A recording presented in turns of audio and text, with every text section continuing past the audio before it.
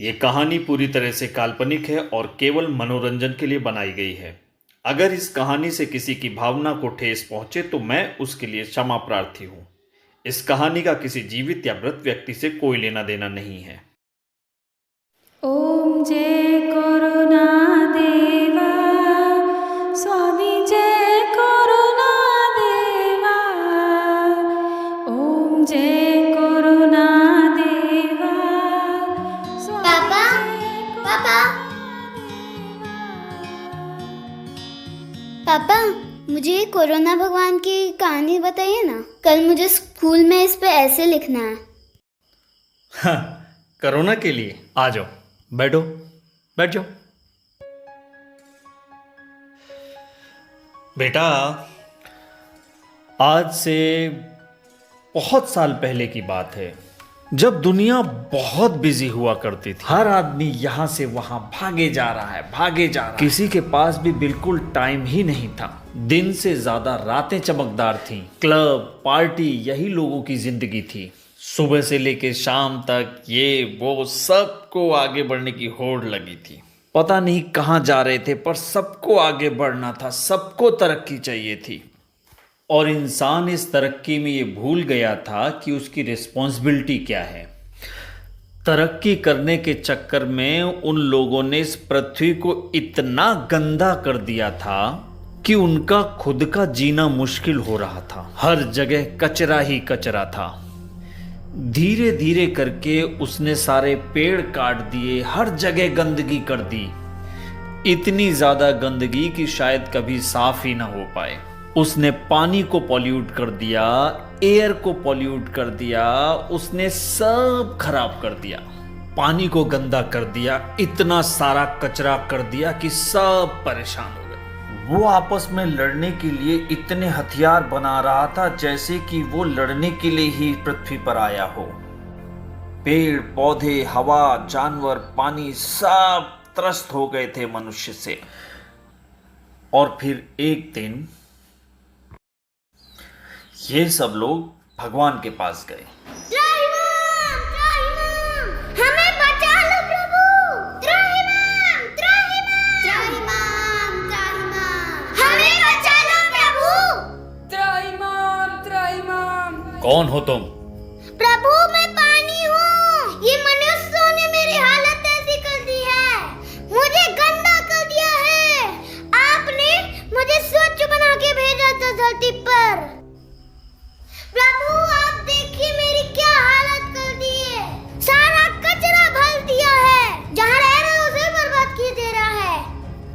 हे प्रभु मेरी हालत देखिए। जहरीला धुआं भर के क्या कर दिया मनुष्य ने मुझे। अब तुम कौन हो? मैं हवा हूँ प्रभु। देखिए प्रभु मुझे, मैं कैसा हो गया हूँ, मैं दूर तक भी नहीं देख सकता। मुझ में इतना धुआं हो गया है कि ये पेड़ पौधे भी मेरे को शुद्ध नहीं कर पा रहे हैं। बहुत जहर घोल दिया है। हमें बचा लो इन खतरनाक मनुष्यों से। हे ईश्वर रक्षा करो हमारी। देखिए इसकी हरकतें, ये मनुष्य हमें बहुत दुखी कर रहा है। अपने लालच और आगे बढ़ने की इच्छा में वो हमें नष्ट करते जा रहे हैं। हे ईश्वर आपको पता है मनुष्य हमें इस लायक भी नहीं छोड़ रहा कि हम धरती को हरा भरा रख सकें। वो दिन प्रतिदिन अपनी आबादी बढ़ाए जा रहा है और अपने रहने के लिए पेड़ पौधों को काट रहा है। हे ईश्वर बचा लो हमें और अपनी बनाई हुई इस पृथ्वी को। हमें बचा लो प्रभु, हमें बचा लो।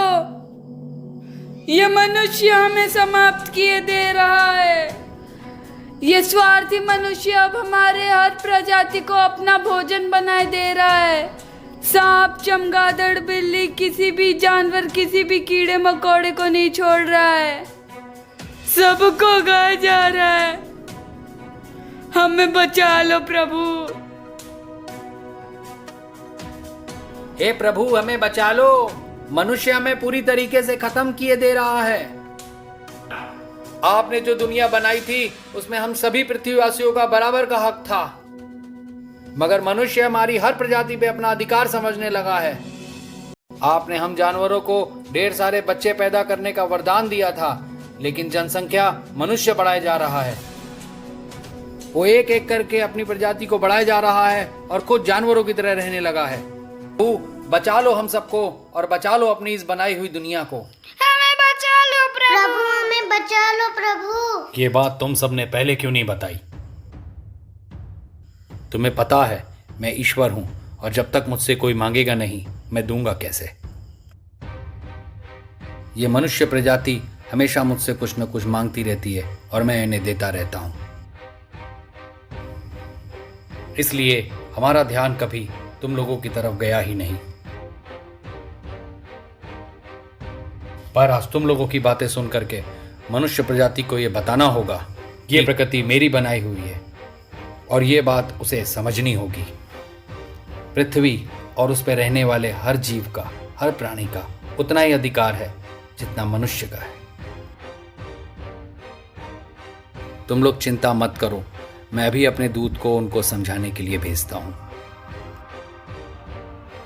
सेवक, जाओ दूत को बुला के लाओ। जी प्रभु, अभी बुला के लाया। आप सब चिंता मत करो, मैं सब ठीक कर दूंगा। लीजिए प्रभु, बुला लाया। जय हो प्रभु की, आपके आज्ञा के अनुसार मैं आ गया। जी प्रभु। आओ कोरोना देव, आओ। क्यों बुलाया मुझे? तुम्हें पृथ्वी पे जाना होगा। सुना है वहां मनुष्यों ने बड़ा उपद्रव मचा रखा है। ठीक है प्रभु। ये है हमारे दूत कोरोना देव, जो पृथ्वी पे मनुष्यों को समझाने जाएंगे। कोरोना देव, ये पक्षीराज चमगादड़ आपको पृथ्वी पर ले जाएंगे। मैं पृथ्वी पर जाता हूँ और अपने तरीके से मनुष्यों को समझाता हूँ। और अगर मनुष्य ने तुम्हारी बात नहीं समझी तो मैं मनुष्यों का अस्तित्व ही समाप्त कर दूंगा। आपकी आज्ञा का पालन होगा। तुम सब अब निश्चिंत होकर पृथ्वी पे जाओ और खुल के अपना जीवन जियो। प्रभु की जय हो। प्रभु की जय हो। धन्यवाद प्रभु।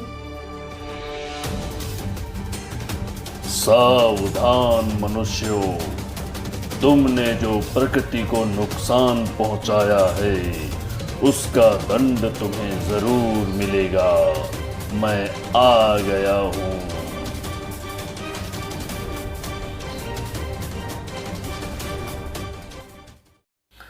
और फिर कोरोना ने धीरे धीरे इंसान को समझाना शुरू किया।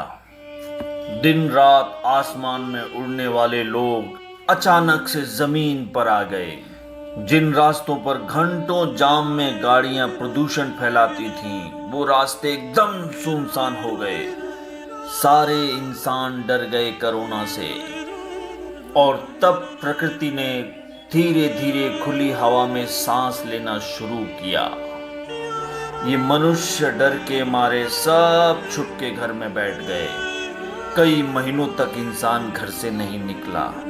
जब ज्यादा जरूरी सामान लेना होता था, वो केवल तभी घर से बाहर निकलता था। और फिर पानी अच्छा हो गया, हवा साफ हो गई, जानवर आराम से घूमने लगे सड़कों पर। और फिर एक दिन मनुष्य को पता चला कि ये सब भगवान की वजह से हो रहा है, उनके पापों की वजह से हो रहा है। वो जो गलत काम कर रहे थे उससे हो रहा है। तो फिर वो भाग के भगवान के पास गए।